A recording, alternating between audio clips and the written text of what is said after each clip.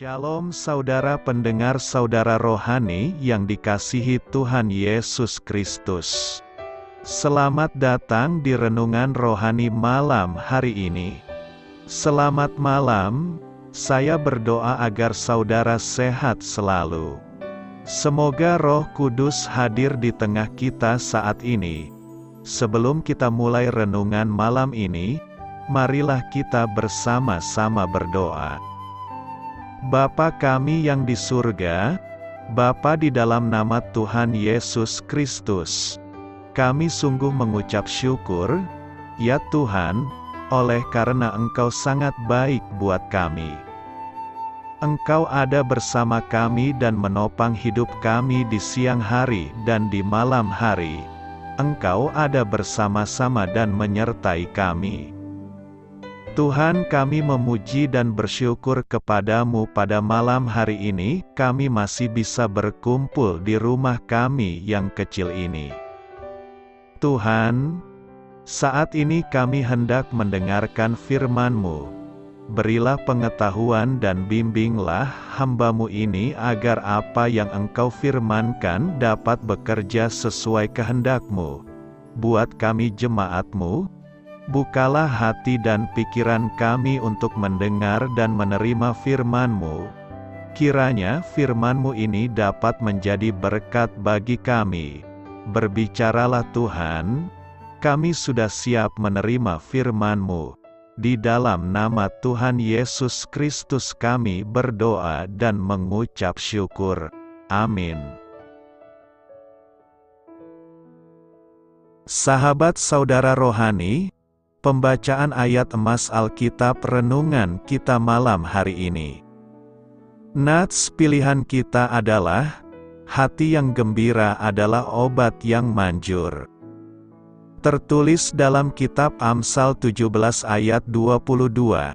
Kata kunci renungan pada malam ini adalah alasan yang optimis. Dan bacaan kita pada malam ini terambil dari kitab Yohanes 16 ayat 16 sampai dengan ayat 33. Tinggal sesaat saja dan kamu tidak melihat aku lagi, dan tinggal sesaat saja pula dan kamu akan melihat aku. Mendengar itu beberapa dari muridnya berkata seorang kepada yang lain, apakah artinya ia berkata kepada kita, tinggal sesaat saja dan kamu tidak melihat aku, dan tinggal sesaat saja pula dan kamu akan melihat aku, dan aku pergi kepada Bapa? Maka kata mereka, apakah artinya ia berkata, tinggal sesaat saja? Kita tidak tahu apa maksudnya. Yesus tahu bahwa mereka hendak menanyakan sesuatu kepadanya.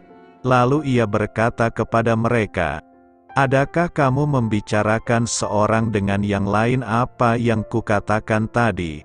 Yaitu, tinggal sesaat saja dan kamu tidak melihat aku, dan tinggal sesaat saja pula dan kamu akan melihat aku. Aku berkata kepadamu, sesungguhnya kamu akan menangis dan meratap, tetapi dunia akan bergembira. Kamu akan berduka cita, tetapi duka citamu akan berubah menjadi sukacita. Seorang perempuan berduka cita pada saat ia melahirkan, tetapi sesudah ia melahirkan anaknya, ia tidak ingat lagi akan penderitaannya, karena kegembiraan bahwa seorang manusia telah dilahirkan ke dunia. Demikian juga kamu sekarang diliputi duka cita, tetapi aku akan melihat kamu lagi dan hatimu akan bergembira, dan tidak ada seorang pun yang dapat merampas kegembiraanmu itu daripadamu. Dan pada hari itu kamu tidak akan menanyakan apa-apa kepadaku. Aku berkata kepadamu, sesungguhnya segala sesuatu yang kamu minta kepada Bapa, akan diberikannya kepadamu dalam namaku. Sampai sekarang kamu belum meminta sesuatu pun dalam namaku. Mintalah maka kamu akan menerima, supaya penuhlah sukacitamu. Semuanya ini kukatakan kepadamu dengan kiasan. Akan tiba saatnya aku tidak lagi berkata-kata kepadamu dengan kiasan, tetapi terus terang memberitakan Bapa kepadamu. Pada hari itu kamu akan berdoa dalam namaku, dan tidak aku katakan kepadamu, bahwa aku meminta bagimu kepada Bapa, sebab Bapa sendiri mengasihi kamu, karena kamu telah mengasihi aku dan percaya, bahwa aku datang dari Allah. Aku datang dari Bapa dan aku datang ke dalam dunia, aku meninggalkan dunia pula dan pergi kepada Bapa. Kata murid-muridnya, "Lihat, sekarang engkau terus terang berkata-kata dan engkau tidak memakai kiasan. Sekarang kami tahu, bahwa engkau mengetahui segala sesuatu dan tidak perlu orang bertanya kepadamu. Karena itu kami percaya, bahwa engkau datang dari Allah." Jawab Yesus kepada mereka, "Percayakah kamu sekarang?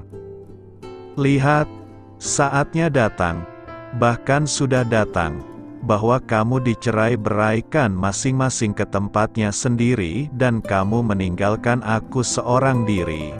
Namun aku tidak seorang diri, sebab Bapa menyertai aku. Semuanya itu kukatakan kepadamu, supaya kamu beroleh damai sejahtera dalam aku. Dalam dunia kamu menderita penganiayaan, tetapi kuatkanlah hatimu, aku telah mengalahkan dunia." Terambil dari kitab Yohanes 16 ayat 16 sampai dengan ayat 33. Topik dari ayat emas renungan kita adalah, entah apapun yang terjadi, Anda dapat menemukan sukacita di dalam Tuhan. Mari kita mulai renungan malam kita. Untuk memulai hal baik, serahkanlah segala sesuatu hanya kepada Tuhan. Mari kita mulai segmen kisah inspiratif. Alkitab memang bukan buku psikologi, tetapi memberi nasihat yang paling bijak bagi kita untuk mengalami kebahagiaan kini dan di sini. Amsal 17 ayat 22, misalnya, meyakinkan kita bahwa hati yang gembira adalah obat yang manjur, tetapi semangat yang patah mengeringkan tulang. Pernyataan sederhana itu belakangan ini dibenarkan oleh penelitian ekstensif yang dilakukan Dr. Daniel Mark, spesialis jantung di Duke University. Artikel dari The New York Times yang melaporkan temuan-temuannya berjudul, "Optimisme bisa berarti kehidupan bagi pasien jantung, sedangkan pesimisme berarti kematian."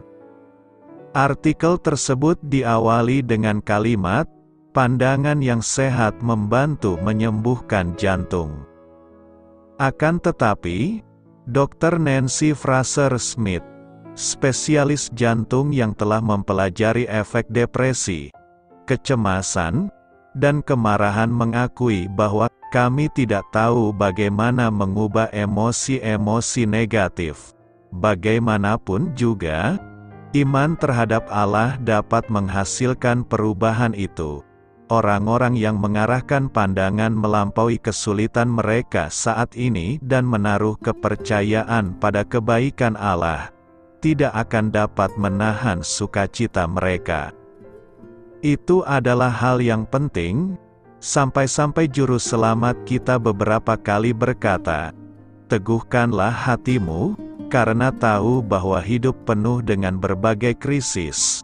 Dia menguatkan kita dengan kata-kata peneguhan berikut ini, "Kuatkanlah hatimu, aku telah mengalahkan dunia." Tawar hati pada masa kesesakan. Amsal 24 ayat 10 berkata, "Jika engkau tawar hati pada masa kesesakan, kecillah kekuatanmu." Hidup yang penuh kesesakan hendaknya dihadapi dengan tenang dan menghindari diri dari kesesakan agar tidak tawar hati, sebab tawar hati pada masa kesesakan akan membuat kekuatan kita menjadi kecil. Hidup yang kita jalani adalah hidup yang dinamis. Kadang kita merasa hidup begitu indah, namun kadang juga merasa hidup ini suram. Suramnya hidup biasanya kita alami jika kita berhadapan dengan kesusahan hidup, kesulitan, atau pergumulan hidup lainnya. Pada saat seperti itulah seringkali godaan datang berupa pikiran-pikiran yang membuat kita menjadi tawar hati, dan iblis tentu senang dengan keadaan ini. Ia akan memanfaatkannya untuk membujuk kita menjadi pribadi yang lemah. Tawar hati diartikan sebagai suasana hati yang tidak gembira, tidak bernafsu, tidak bersemangat, atau tidak menaruh perhatian. Tawar hati membuat kita menjadi lemah, tidak memiliki daya.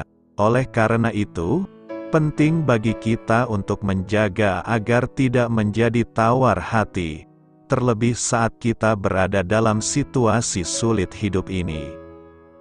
Tawar hati adalah merupakan suatu kondisi emosional negatif atau energi negatif yang akan merusak hidup dan kesehatan seseorang. Tawar hati merupakan akumulatif dari beragam energi negatif seperti patah semangat, pesimis, tidak mempunyai pengharapan, tidak berdaya, putus asa dan perasaan negatif lainnya. Tawar hati dipicu oleh persoalan yang berkaitan dengan kesehatan, masalah finansial, persoalan dalam keluarga, problematika dalam dunia kerja, persoalan sosial yang tidak sehat dan sebagainya. Dalam masa kesukaran, pada umumnya orang cenderung kecil hati, semangat menjadi menurun, energi positif menjadi berkurang, dan energi negatif semakin mendominasi. Roh kita menjadi lemah, dan diikuti oleh serangan fisik atau reaksi fisik seperti kaki kehilangan kekuatan, kehilangan daya, kekurangan semangat, kehilangan damai sejahtera, dan kehilangan semangat hidup.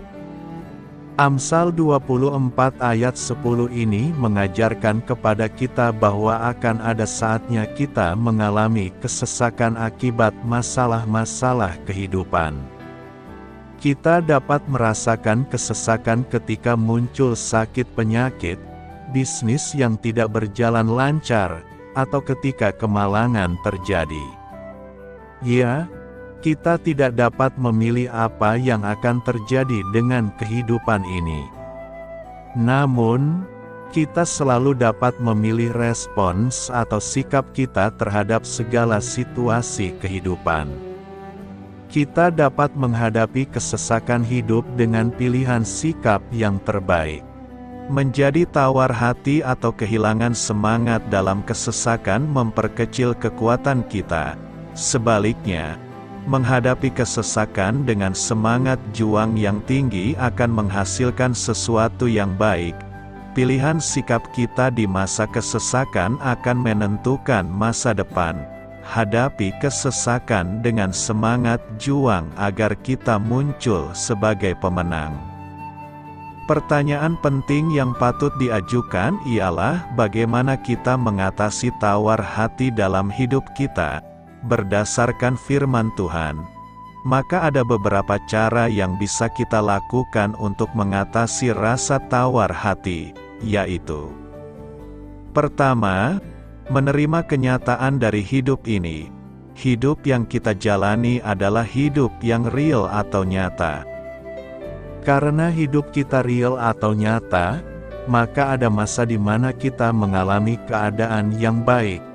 Tetapi juga ada saat di mana kita mengalami keadaan yang buruk. Artinya bahwa dalam realita kehidupan kita sesungguhnya ada beragam musim dan kita tidak bisa menghindarinya. Ada banyak orang yang tidak siap menerima kenyataan yang terjadi dalam hidupnya. Itu sebabnya banyak orang ingin menghindar dari hal-hal yang tidak sesuai dengan harapannya, bahkan berusaha untuk meniadakannya. Memang pada umumnya kita ingin supaya berada pada musim yang baik, musim yang sesuai dengan keinginan kita. Sikap inilah yang pada akhirnya mendatangkan kekecewaan dan kepahitan serta menjadi tawar hati. Bahkan timbul sikap yang mempersalahkan Tuhan. Sebagai pembawa damai, kita harus mengerti dan memahami bahwa sesungguhnya Tuhan tidak menjanjikan hidup kita berjalan mulus, hidup kita bebas dari masalah. Yang Alkitab tegaskan bahwa Tuhan berjanji untuk senantiasa menyertai kita pada masa-masa sukar di hidup kita. Tuhan berjanji untuk memberikan pertolongan yang kita butuhkan. Kedua, kita harus memperkuat manusia roh kita. Jika engkau tawar hati pada masa kesesakan, kecillah kekuatanmu. Kata kekuatan dalam ayat ini bukan berbicara fisik atau materi, tetapi berbicara tentang kejiwaan. Orang yang berfisik besar atau orang yang berfinansial limpah belum tentu kuat ketika menghadapi persoalan hidup. Dan kata kesesakan bukan identik dengan kekurangan saja, tetapi juga keadaan yang kecukupan. Jadi kesimpulannya, kesesakan bisa terjadi kepada siapa saja. Seringnya orang Kristen mengabaikan pembangunan kerohanian dan lebih mementingkan kebutuhan jasmani. Mereka berpikir bahwa kekuatan hidupnya bersumber kepada jasmaninya. Kesehatan dan kedewasaan rohani itu sangat penting untuk menghadapi persoalan-persoalan dalam hidup kita, sebab musim hidup selalu berganti, namun seringkali kita mengabaikannya. Kualitas rohani kita akan tampak ketika kita diperhadapkan dengan masalah. Kita tidak akan pernah tahu perubahan musim hidup kita, tetapi kita bisa mengantisipasinya dengan membangun kekuatan kerohanian kita sehingga tidak mudah putus asa ketika musim kering itu tiba. Sama-sama umat Tuhan, tetapi kadar iman yang dimiliki masing-masing orang tidaklah sama. Seperti contohnya iman Daud dengan saudara-saudaranya. Ketika tentara Israel diperhadapkan dengan Goliat, iman Saul dan saudara-saudara Daud menciut. Tetapi sebaliknya iman Daud bertambah kuat sehingga Daud hanya membutuhkan umban kecil untuk membunuh Goliat. Sekecil apapun yang kita miliki, jika disertai dengan iman, maka apa yang tidak mungkin akan menjadi mungkin. Jangan mudah patah semangat sebab ada Tuhan yang selalu menolong kita dan tidak ada yang mustahil bagi orang percaya. Ketiga, kita harus belajar untuk mengucap syukur dalam semua situasi. Bersyukur dalam segala hal itu adalah kehendak Tuhan, artinya dalam keadaan baik maupun buruk tetap bersyukur. Bersyukur artinya kita mempercayai apa yang sedang terjadi dalam hidup kita semua atas seizin Tuhan dan tidak ada sedikit pun keraguan.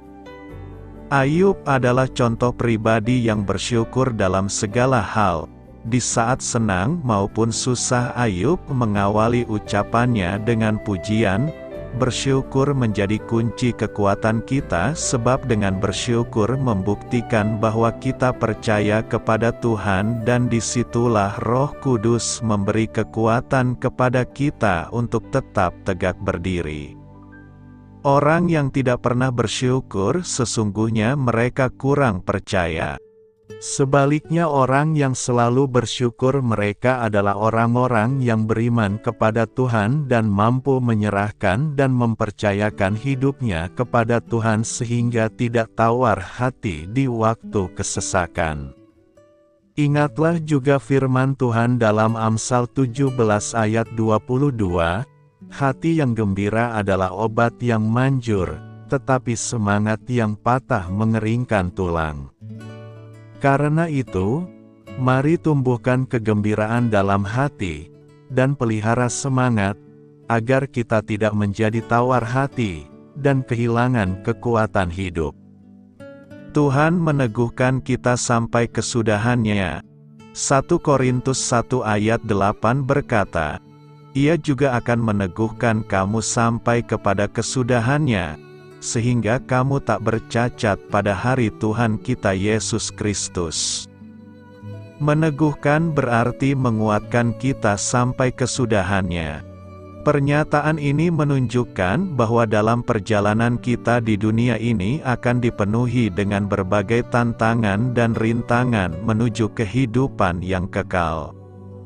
Saat kita menjumpai pergumulan yang berat, maka Yesus pun berjanji akan meneguhkan kita menghadapinya.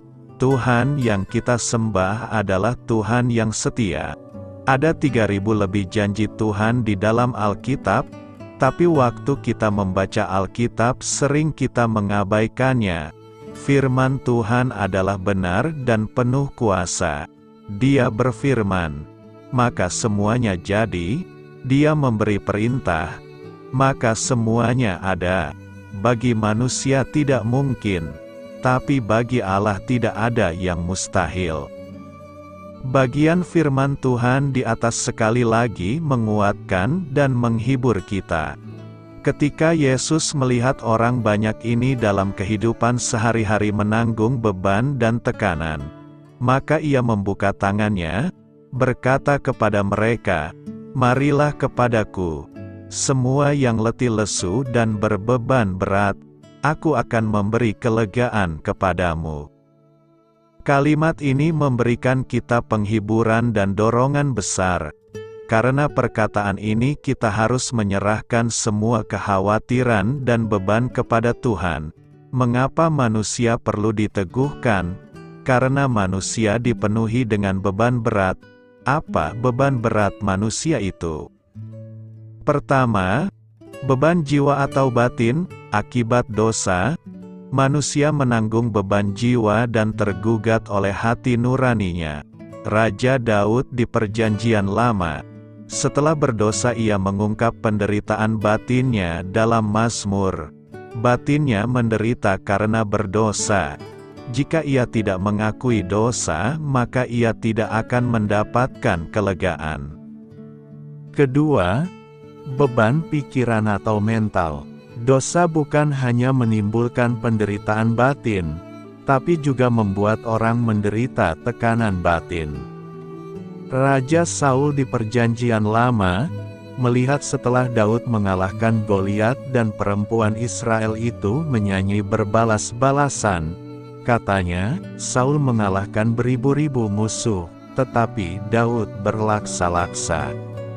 Sejak itu hatinya iri kepada Daud dan berusaha dengan segala cara untuk membunuh Daud. Karena hal itu, ia menanggung beban pikiran dan tidak mendapatkan ketenangan.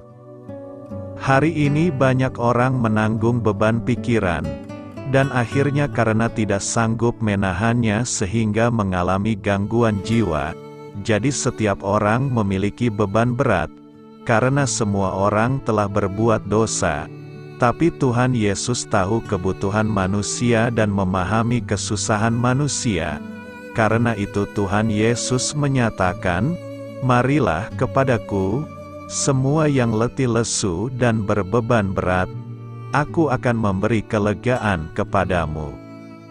Untuk menghadapi beban berat ini, maka Yesus memberikan rahasia untuk memperoleh kekuatan dan keteguhan, yakni: pertama, datanglah kepada Yesus.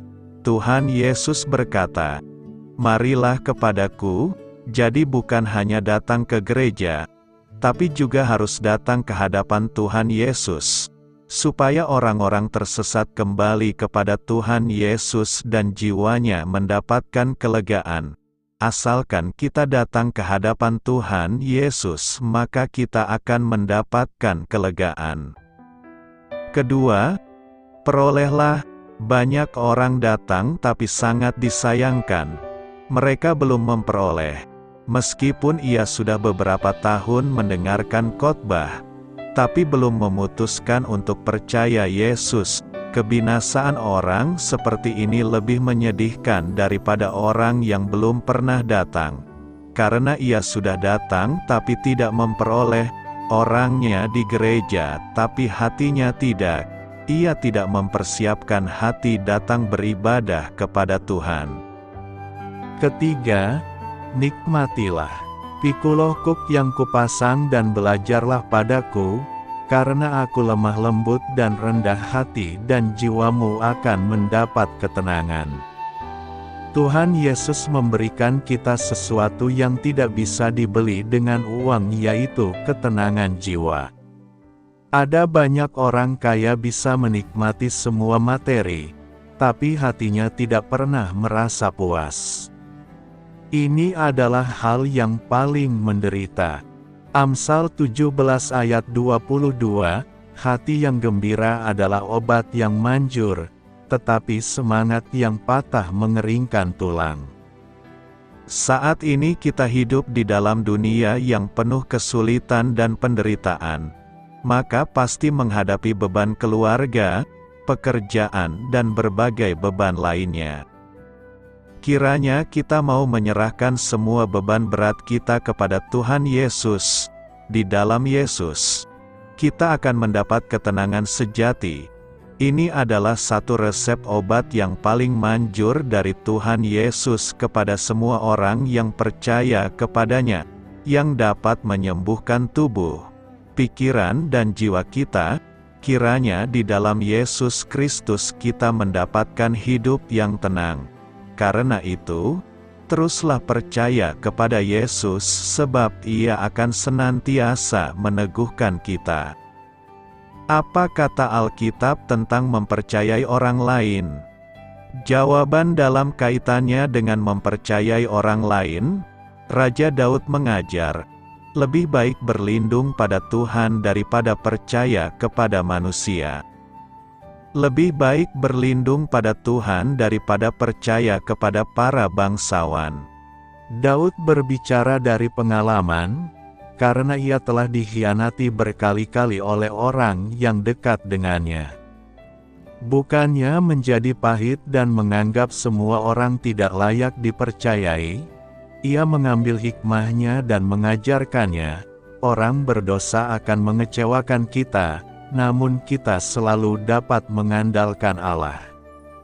Raja Salomo, putra dari Raja Daud, mendapat pelajaran yang sama dan menambah, bahwa lebih baik jika kita mempercayai Allah daripada mempercayai pikiran kita sendiri. Meskipun orang lain mengecewakan kita, dan kita sendiri kerap mengecewakan orang lain, kita perlu dan memang seharusnya mempercayai orang lain baik sedikit maupun banyak. Karena kita tahu bahwa Allah tak pernah mengecewakan, maka kita berani mempercayai orang lain. Rasa aman kita ada padanya, sehingga kita bebas mempercayai orang lain dan bersuka cita dalam kedekatan itu. Mempercayai orang lain sangat berkaitan dengan mengasihi orang lain. Kedekatan sejati hanya dapat dicapai melalui kejujuran dan kepercayaan. Membantu menanggung beban orang lain mengeratkan kepercayaan dan saling memperhatikan supaya kita saling mendorong dalam kasih dan dalam pekerjaan baik. Kepercayaan dibutuhkan jika kita hendak mengakui dosa kita kepada sesama dan menceritakan kebutuhan-kebutuhan kita. Kepercayaan melandasi hubungan antar manusia, terutama dalam keluarga Kristus yang berfungsi secara sehat. Umat Kristen harus mengusahakan layak dipercayai. Yesus menjelaskan bahwa para pengikutnya harus menepati janji mereka. Yakobus mengulangi perintah yang sama. Umat Kristen dipanggil untuk berhati-hati menjaga ucapan dan tidak menjadi gosip. Secara bersamaan, ada kalanya ketika umat Kristen dipanggil untuk berbicara dan membahas pemulihan dari dosa. Umat Kristen harus mengucapkan kebenaran dan menyampaikan kebenaran dalam kasih. Kita perlu berusaha supaya layak di hadapan Allah sebagai seorang pekerja yang tidak usah malu, yang berterus terang memberitakan perkataan kebenaran itu. Umat Kristen juga diharapkan memenuhi kebutuhan orang lain, Semua tindakan ini menandakan sifat yang dapat dipercaya. Umat Kristen seharusnya merupakan kalangan yang terpercaya di dalam masyarakat. Keadaan layak dipercayai itu dimampukan oleh Roh Kudus yang aktif terlibat dalam kehidupan orang percaya. Mempercayai orang lain tidak alami ataupun mudah. Lebih bijak jika kita berusaha lebih mengenal orang lain dan tidak langsung memberikan seluruh kepercayaan kita. Yesus melakukan hal ini ketika ia meninggalkan kerumunan orang pada waktu tertentu. Akan tetapi, kadang sulit membedakan antara berhikmat dalam memberi kepercayaan dan bersikap defensif demi melindungi diri karena pernah disakiti atau merasa takut. Jika kita menyadari kita sulit mempercayai orang sama sekali, maka lebih baik jika kita berintrospeksi dan, jika perlu, meminta supaya Allah memulihkan hati kita yang terluka. Alkitab memberi nasihat tentang mempercayai orang meskipun kita pernah dilukai. Mempercayai Allah adalah langkah yang pertama dan yang paling penting. Ketika kita tahu bahwa, bagaimanapun manusia lain memperlakukan kita, Allah akan selalu ada dalam kesetiaan, dalam kebenaran, dan selalu dapat diandalkan, maka kita lebih mampu menerima pengkhianatan atau kekecewaan. Mazmur 118 ayat 6 berkata, Tuhan di pihakku, aku tidak akan takut. Apakah yang dapat dilakukan manusia terhadap aku? Membaca firman Allah dengan perhatian khusus terhadap cara ia menegaskan kesetiaannya akan membantu kita. Doa sangatlah penting. Jika kita merasa Allah telah mengkhianati kita dengan memperbolehkan kita disakiti, kita perlu diingatkan kembali akan kebenarannya dan dihibur oleh kasih-Nya. Langkah kedua mengembalikan kepercayaan jika pernah disakiti adalah pengampunan. Sebagaimana Yesus memberitahu Petrus, jika seorang saudara berdosa terhadap dia 77 kali sehari dan meminta pengampunan, kita harus mengampuni. Pesannya bukan bahwa kita tidak perlu mengampuni untuk ke-78 kali, melainkan bahwa kita harus menjadi umat yang selalu mengampuni.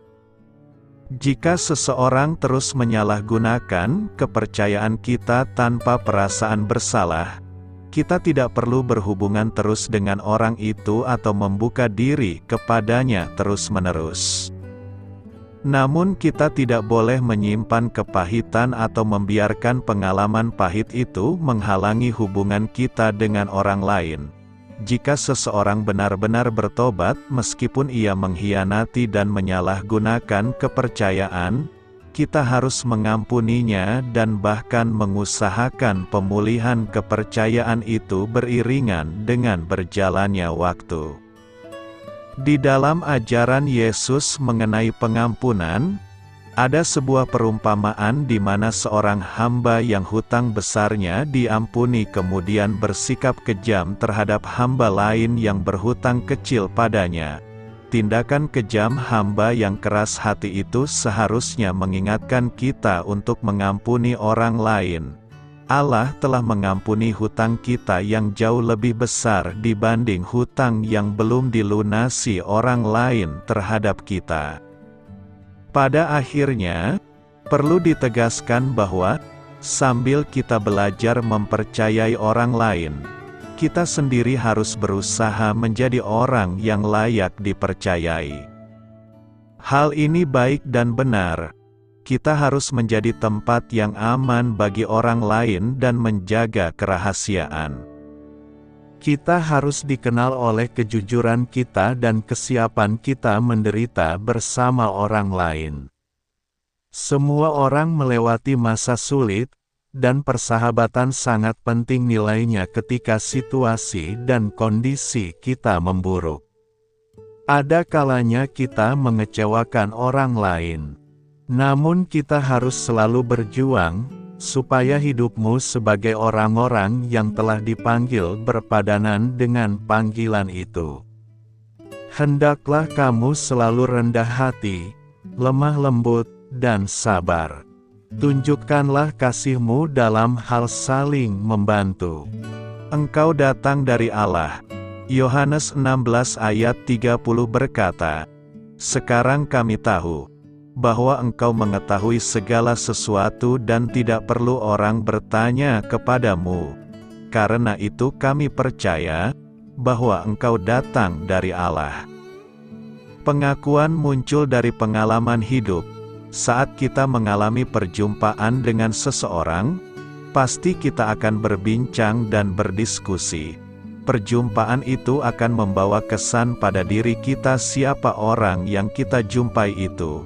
Kesan perjumpaan itu akan menimbulkan rasa, baik kagum, atau membenci. Perjumpaan yang berkali-kali akan semakin memantapkan pemahaman dan pengenalan kita kepada seseorang itu.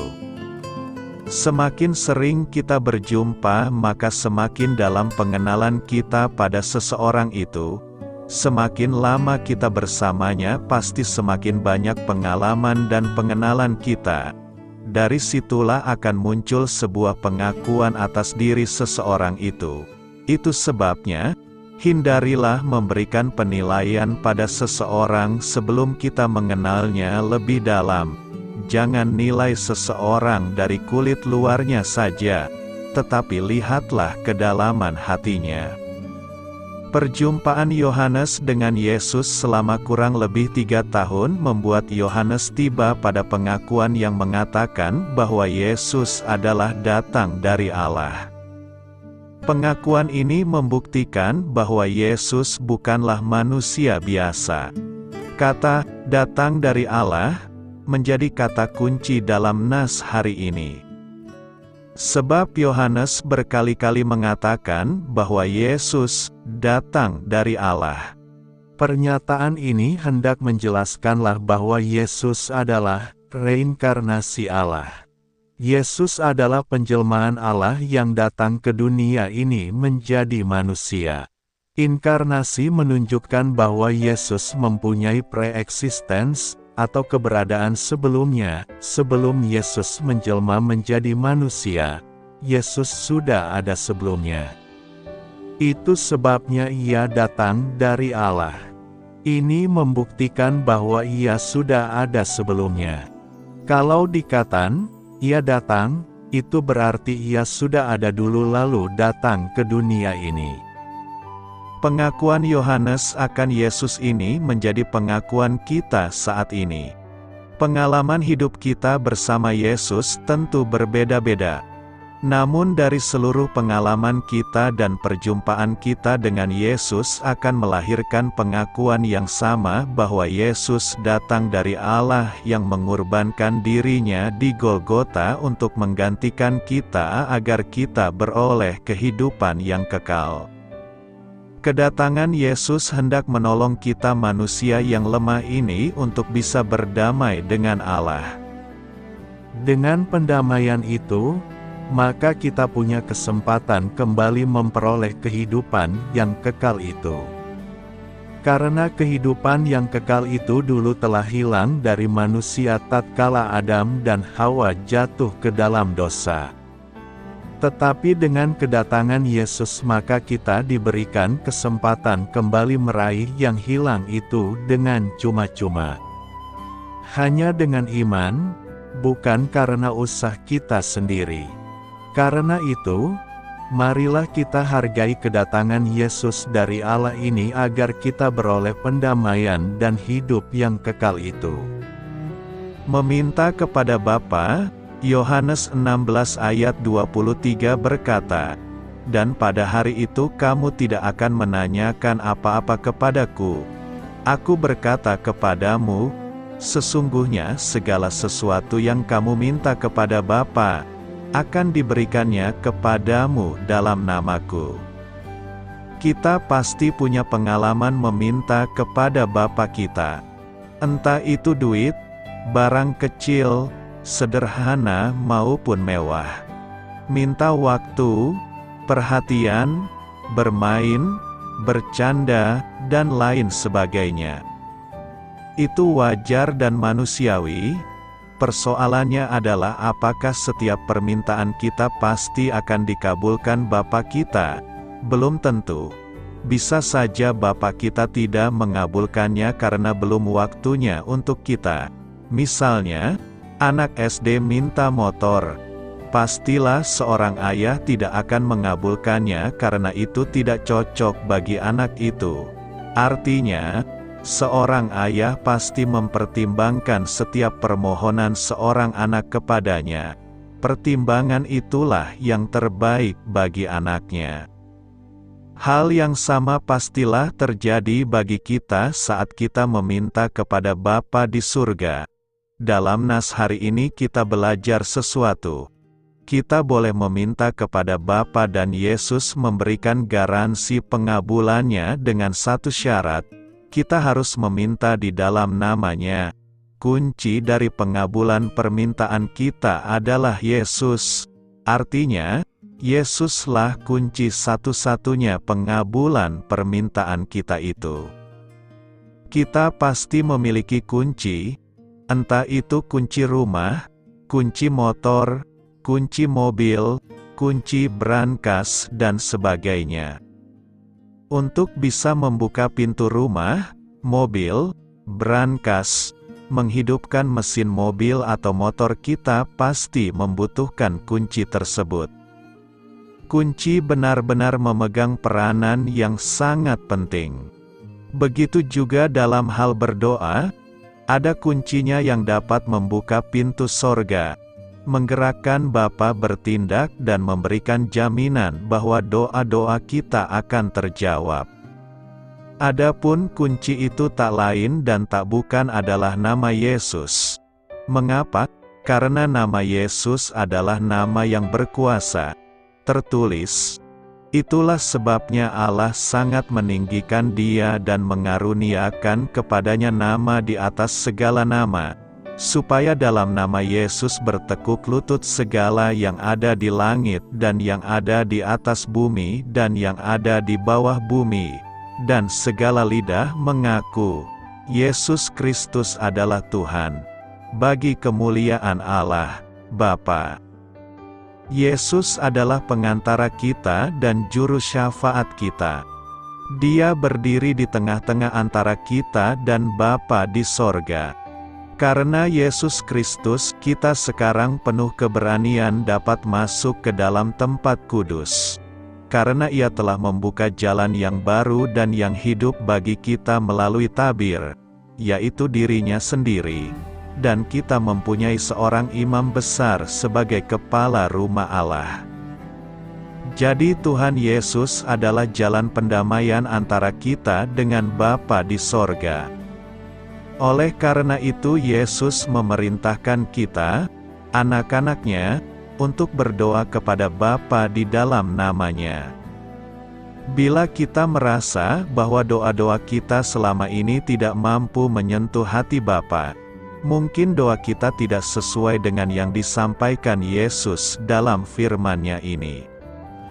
Ketika kita berdoa dan meminta segala sesuatu ke Bapa, kita harus memintanya dalam nama Tuhan Yesus. Inilah kunci utama doa orang percaya. Jadi nama Yesus merupakan akses menuju kepada Bapa di sorga. Yesus sendiri berkata, Akulah jalan dan kebenaran dan hidup. Tidak ada seorang pun yang datang kepada Bapa, kalau tidak melalui Aku. Karena itu, bila kita ingin beroleh jawaban atas doa kita, tidak ada cara lain bagi kita selain harus menaati ajaran firman Tuhan dan berdoa kepada Bapa di dalam nama Yesus. Beritakanlah Injil kepada segala makhluk, hormatilah semua orang. Selamat beristirahat malam dalam kasih setia Tuhan. Doa saya menyertai saudara sekalian. Mari bertumbuh dalam iman bersama saudara rohani. Saya memberkati Anda agar sewaktu Anda mencarinya dari Dia, Bapa Surgawi Anda akan memberikan bagi Anda roti harian Anda, dalam nama Yesus Kristus. Tuhan yang berkuasa atas alam semesta dan menuntun kita kepada iman yang menyelamatkan. Tuhan Yesus menyertai senantiasa. Terima kasih sudah berkenan mendengarkan renungan malam saudara rohani. Tuhan memberkati. Amin.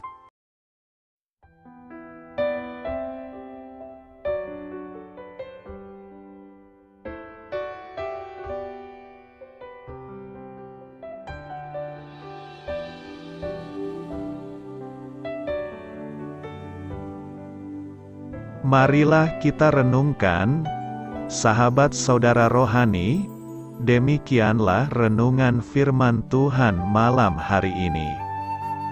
Semoga menjadi berkat di dalam hidup kita dan menjadikan kita pribadi yang lebih baik.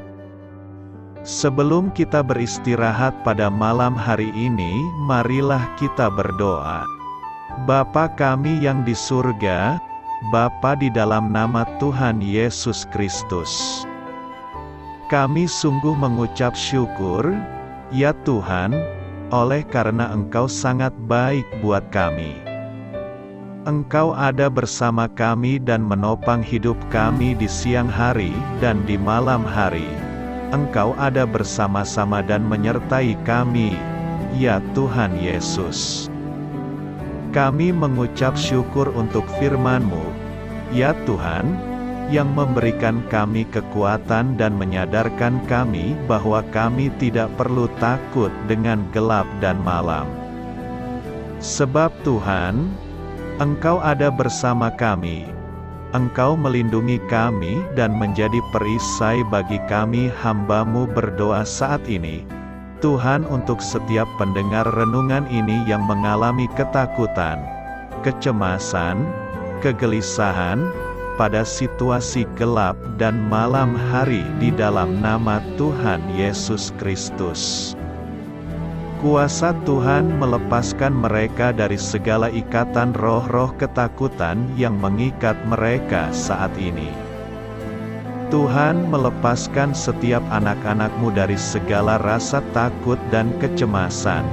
Di dalam nama Tuhan Yesus segala kuasa-kuasa roh jahat, kuasa setan iblis yang mengganggu anak-anak-Mu, ya Tuhan, tolong hancurkan dan halaukan dengan kuasa-Mu. Dalam nama Tuhan Yesus Kristus, berkati setiap kami anak-anak-Mu, ya Tuhan, dan lindungilah kami aman di dalam Engkau. Ya Tuhan, penuhilah setiap hati kami dengan keberanian, damai sejahtera, dan sukacita serta ketenangan yang dari Tuhan. Berkati kami di malam hari ini, saat kami tidur dan beristirahat. Kuasa-Mu, ya Tuhan, menaungi setiap kami, memberkati dan melindungi kami. Bangunkanlah kami kembali besok pagi dengan kekuatan yang baru, tubuh yang sehat diberkati Tuhan, dan berkat-berkat yang baru Tuhan sediakan bagi kami. Terima kasih, ya Tuhan, kami sungguh mengucap syukur untuk firman-Mu yang menguatkan kami. Dalam nama Tuhan Yesus Kristus Juru Selamat kami, Bapa kami yang baik, kami mengucap syukur dan berdoa haleluya. Amin. Biarlah firman Tuhan menjadi pengingat untuk kita semua, bahwa tuntunan dari Roh Kudus akan selalu memberi jalan keluar bagi setiap permasalahan hidup kita, dan memberi kedamaian di hati kita. Amin.